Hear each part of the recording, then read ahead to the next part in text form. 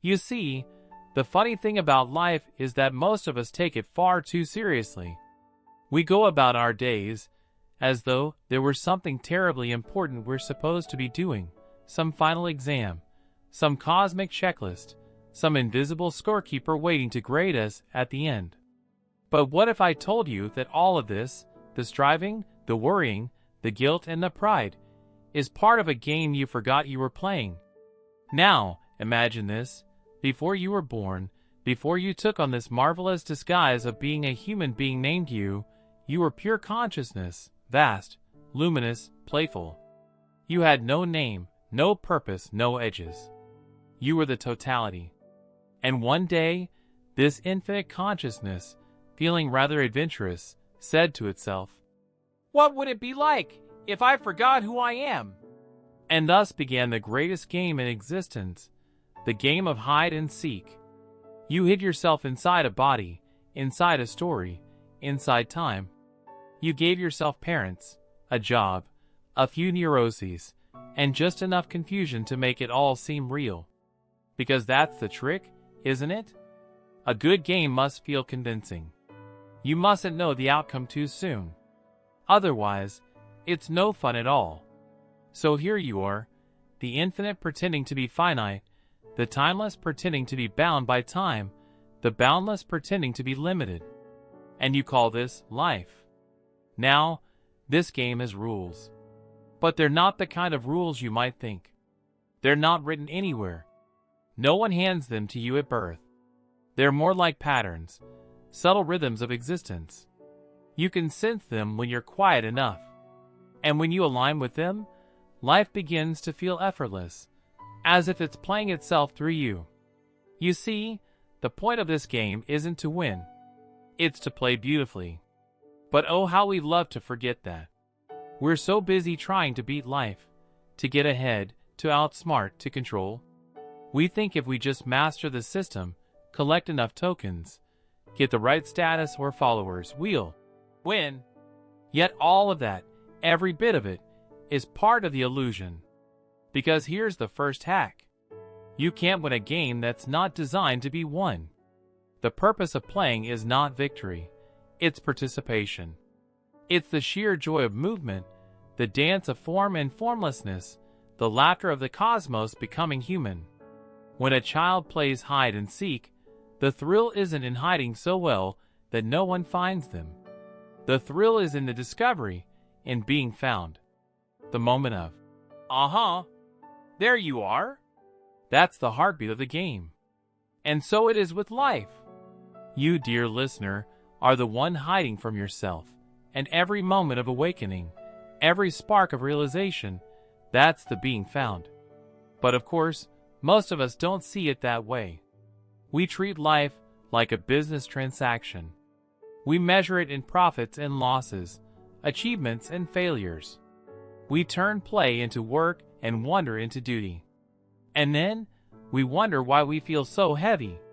We keep saying things like, "I must figure out my purpose. I must improve myself. I must control my destiny." But who is this I that's doing all the controlling? The more you look, the slipperier it becomes. You chase it down corridors of thought, only to find it was never there in the first place. Just a collection of memories, roles, and reflections dancing in the mirror of awareness. So here's the second hack. Stop trying to control the game, and you'll start to feel its rhythm. Life, when left alone, knows what it's doing. Just as your heart beats without your command, and your lungs breathe without your permission, existence unfolds naturally. It doesn't need you to steer it. You see, you don't come into this world, you grow out of it. The same way an apple tree grows apples, the universe grows people. You are an expression of its energy, not a separate observer trying to manage it. When you understand that, the anxiety begins to dissolve. You no longer have to fight to stay afloat. You realize you are the ocean itself. And then the strangest thing happens. You start to laugh. Not the laughter of mockery or escape, but the laughter of recognition. The laughter that comes when you realize you've been holding your breath for years, trying to hold up the sky, and suddenly it dawns on you. There was never a sky to hold. All along, you were part of the music, not the conductor, not even the listener, but the melody itself. So when I say, life is a game, I don't mean that it's frivolous or meaningless. Quite the opposite. A game, when played with love, becomes sacred. To play with awareness, to know it's a game yet still give it your all, that is the divine paradox. That is what it means to live fully. Because the moment you really know it's a game, you begin to relax. You stop trying so desperately to become something. You allow yourself to be as you are, joyful, foolish, divine. You see, the universe is playing billions of variations of itself. Trees, oceans, stars, lovers, enemies, laughter, tears, all for the thrill of experience. And you, my friend, are one of those variations. So if you want to hack life, if you want to truly enjoy this game, the first step is simple. Remember that you are playing. Don't be fooled by the masks you wear, the roles, the titles, the fears. They're just costumes in the play. Take them seriously enough to make the drama convincing, but lightly enough to never forget. This too is part of the dance. And when the curtain falls, as it must for every player, you'll bow, smile, and realize there was never an audience at all.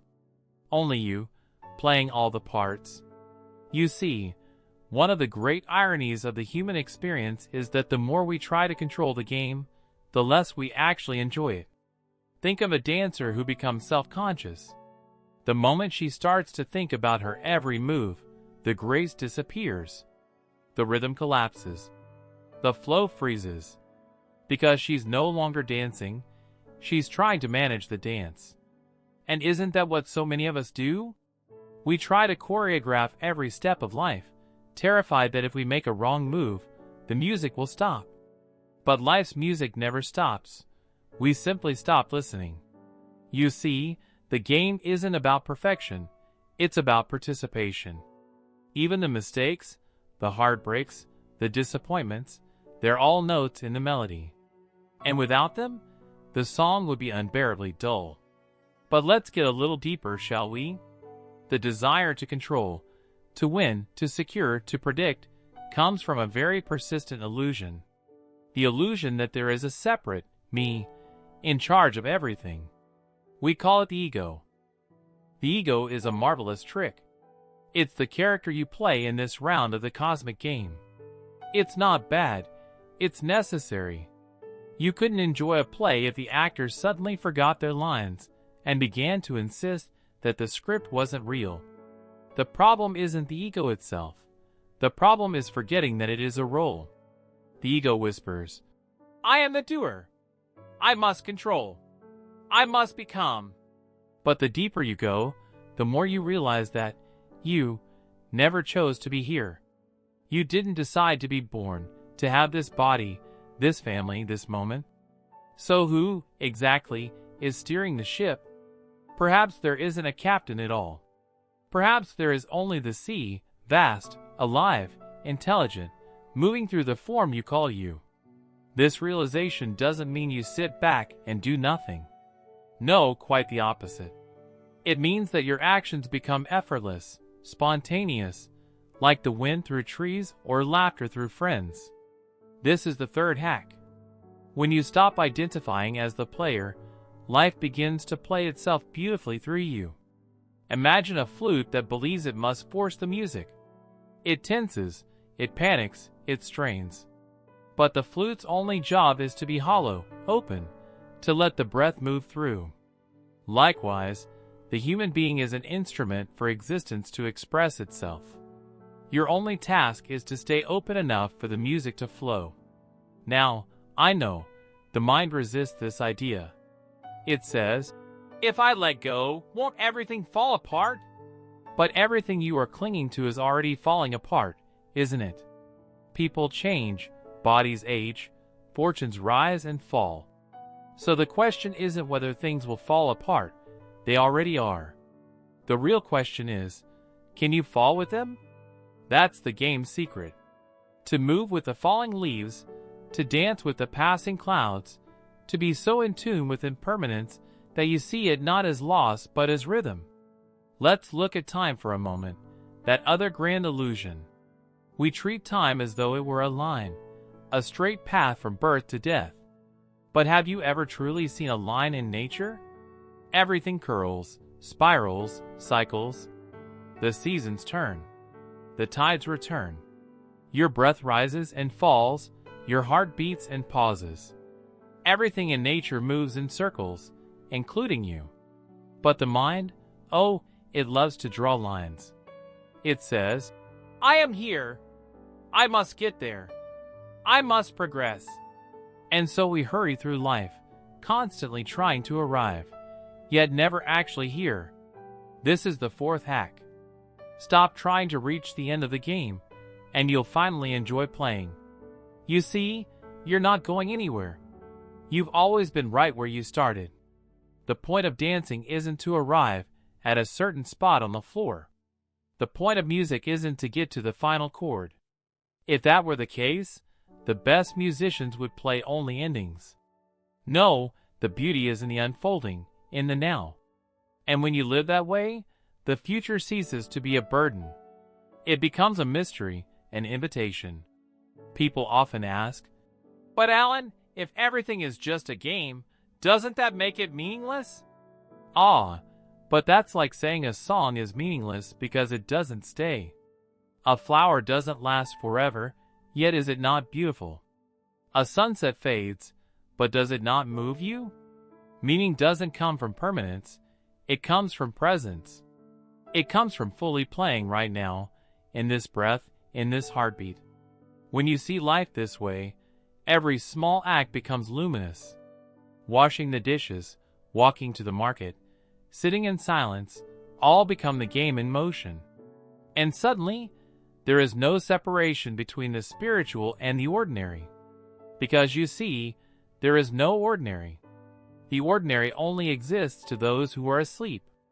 To those who are awake, even a raindrop is miraculous. But awakening is not something you achieve. It's not another trophy in the spiritual Olympics. Awakening is simply remembering what was always true. You were never separate, never trapped, never lost. You were dreaming yourself as the seeker, wandering through the forest of existence, searching for a treasure that was hidden in your own pocket. So how do you hack the dream? By laughing at it. By taking it lightly, but not trivially. By realizing that even your confusion, your doubt, your pain are part of the divine play. If you cry, cry beautifully. If you love, love foolishly. If you fail, fail gloriously. Because when you stop dividing experience into good and bad, the whole thing becomes a masterpiece. Now, let's move toward the edge of the board, that mysterious part of the game most people are afraid to look at. Death. Ah yes, that word we whisper in hospital rooms and funerals, as though even mentioning it might summon some unwanted guest. Yet death, you see, is not a failure of life. It's the completion of a movement. It's not the breaking of the rhythm, it is the rhythm. We treat death as an interruption, when in truth, it's the final beat in the great symphony. And without that beat, the music would never resolve. Think of a wave rising from the ocean. It has its moment of form, its crest, its glimmering dance in the sunlight. Then, it falls back into the sea. The wave was never separate from the ocean. Its coming and going were simply the ocean expressing itself as a particular gesture. That's what you are. A gesture of the cosmos. A temporary performance of eternity. And when the performance is done, you return to the audience, only to realize there was never an audience separate from the stage. You see, the greatest fear most people carry is that when they die, they'll disappear, that the lights will go out, and that will be the end. But that's like the flame fearing the darkness when the candle burns out. The flame doesn't go somewhere. It simply becomes what it always was, energy. Unbound. Unnamed. So, if you want to hack life, you must first hack death. You must stop seeing it as an enemy, and instead, recognize it as part of the dance. Without endings, there would be no beginnings. Without decay, there would be no growth. The leaf that falls nourishes the soil, and from that soil springs the next season's bloom. In the same way, every loss you've ever felt, every heartbreak, every failure, they're not mistakes. They are compost for consciousness. The death of your illusions becomes the soil of awakening. And here's the fifth hack, perhaps the most difficult one to live by. You can't truly live until you stop trying to avoid dying. Now, this doesn't mean being reckless or careless with life. It means realizing that your attempts to cling to permanence are the very cause of your suffering. When you accept impermanence, not as a concept, but as a direct experience, something profound happens. You stop running. You stop pretending. You start being. Because deep down, you know, the self you're so afraid of losing was never truly there. It was a costume, a story, a temporary interface through which the infinite could explore itself. When you die, you don't vanish. You return to your original nature, that endless awareness from which you never truly departed. It's like waking from a dream. You don't mourn the character you were in the dream, do you? You smile, stretch, and think, "Ah, what a marvelous illusion that was." And perhaps, just perhaps, that's exactly what happens when the body falls away. Now, let's return from the cosmic to the practical, because after all, even philosophy must touch the ground. If life is a game, and death is merely a transition, then what does it mean to play well? It means you must learn the balance between effort and surrender. If you lean too far into effort, you become rigid, a controller, a worrier, a perfectionist. If you lean too far into surrender, you drift aimlessly, detached from the living pulse of existence.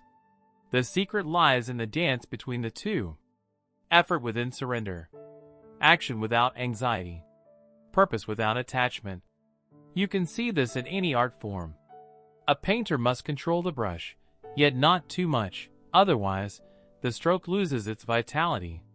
A musician must know the scale, yet let the music play through them. A surfer doesn't control the wave, they move with it. And that's precisely how life asks to be lived. It's not a problem to solve, it's a rhythm to join. It's not a test to pass, it's a song to sing. When you grasp this, something marvelous happens. Your sense of self begins to soften. The edges blur. You stop being the anxious player trying to win and start being the game itself. You begin to notice that everything is already playing perfectly. The wind through the trees, the hum of the city, the pulse of your heart, all synchronized in a silent music. And then you laugh again, because it's all so simple, so obvious, and yet so easy to miss. You realize that the hack was never a trick. It was a return to what you already are. The world becomes lighter, yet more vivid. Pain still comes, but it's no longer an insult. It's part of the dance. You don't seek constant pleasure. You savor contrast. You don't chase love. You become love. For what is love, after all, but the recognition that the other is not other? That everything you've ever desired was already within you, disguised as the world outside. When you love without demand, you've truly hacked the game. Because then, everything you touch, every person you meet, becomes a mirror of your own divine play. Now, the ego might still protest. It might say, "Yes, but what about responsibility? What about achievement? What about making something of myself?" And to that, I say, go ahead. Play your role magnificently. Be a teacher, a doctor, an artist, a fool. Build, create, strive. Just don't forget that you're playing. There's no sin in ambition. The only sin, if we can use that word, is forgetfulness. Forgetting that you are the universe pretending to be a person. You see, the whole point of the game isn't to escape it. It's to play it knowingly. To laugh through the tears, to move through the fear, to love through the loss, knowing that none of it can truly touch what you are. And when you live like this, something extraordinary happens. You become transparent. Life moves through you effortlessly. People sense peace in your presence, not because you've found answers, but because you've stopped needing them. You've stopped fighting the current. And instead, you float, not aimlessly, but trustingly, knowing that the river knows where it's going. Now, my dear friend, let's bring this all to rest, not as a conclusion, but as a soft landing. Because the beauty of this game is that it doesn't need to be finished. It only needs to be played beautifully. Imagine for a moment that you're listening to a piece of music, one of those symphonies that seems to carry the whole of existence within it. You don't rush it. You don't sit there thinking, "I hope it ends soon." No. You listen. You let each note unfold as it wishes. You feel it bloom, peak, fade, and in that moment, you're one with it. That's how life is meant to be lived, as music. But you see, most of us treat it like a journey, always trying to get somewhere. We hurry through our days, desperate to reach the next thing, the next promotion, the next love, the next version of ourselves. And in doing so, we miss the miracle that is happening right now. For this moment, this very breath, this heartbeat, this sound, is the whole game condensed. The infinite playing at being finite. God, hiding inside a single second. If you want to hack life, truly, the final secret is this. Stop trying to win, and start learning how to dance. Because when you dance, you don't aim to reach a point on the floor. You simply move for the joy of movement. The same is true of love, of art, of being. You live not to reach the end, but to express the wonder of being alive at all. Now many people ask me, "Alan, if life is just a game, doesn't that make it meaningless?" And I always laugh, because meaning itself is part of the game.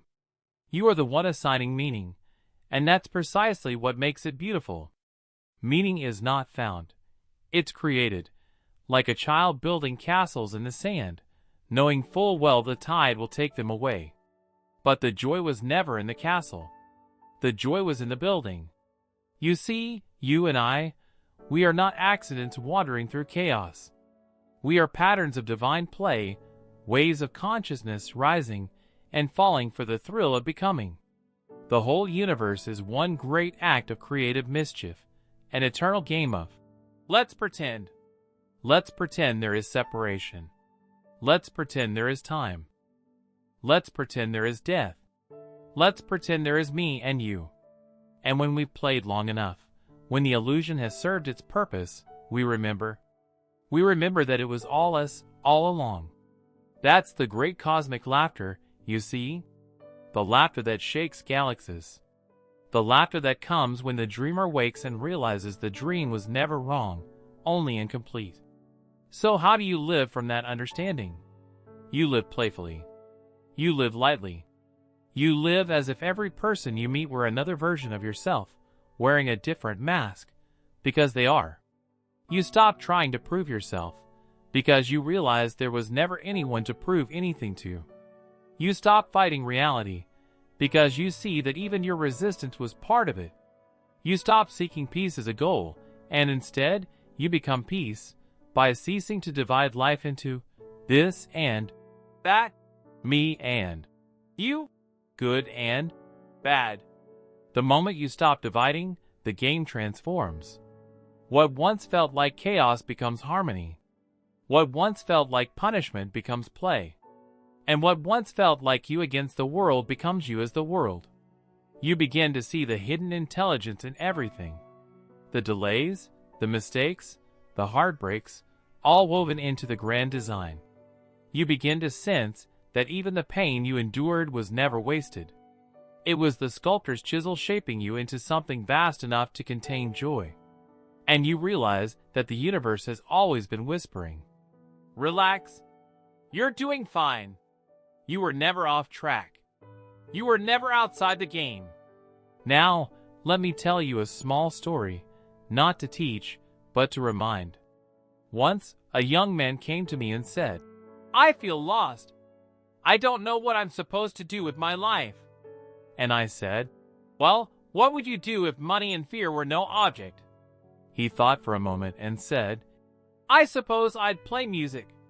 And I smiled and said, "Then do that, and keep doing it until you no longer need a reason." Because the purpose of the game is to play in such a way that the play itself becomes the purpose. When you do something not to achieve, but because the doing itself is alive, you've already won, even though there was never anyone to win. That's how you hack life. Not by outsmarting it, but by outloving it. By falling in love with every note, every turn, every failure, every face. By realizing that even when you think you're losing, the game is still being played perfectly. And here's the final twist, the ultimate paradox. When you stop trying to hack life, you've hacked it. Because the very effort to hack implies resistance. But once you surrender, once you trust the flow, the mystery, the unsolvable puzzle of existence, life opens like a flower that was never closed. So let me leave you with this. Life is not a problem to be solved. It's a riddle meant to be laughed at. It's a melody meant to be danced to. It's a game meant to be played. And in that play, you will find your freedom, not as escape, but as participation. Because you are not here to figure life out. You are here to be life. To be its laughter, its longing, its wild unpredictability. So take a deep breath. Feel the rhythm. See how every sound, every face, every breath is the universe saying, "Here I am, again." And when your time comes to leave the stage, you'll do so smiling, not because you won, but because you finally remembered. You were the game all along. You were the player, the board, the dice, and the rules. You were the beginning and the end, the seeker and the found, the question and the silence that answers it. So play, my friend. Play bravely. Play tenderly. Play with all your heart. And when the curtain falls, laugh, for the show was beautiful, and so were you.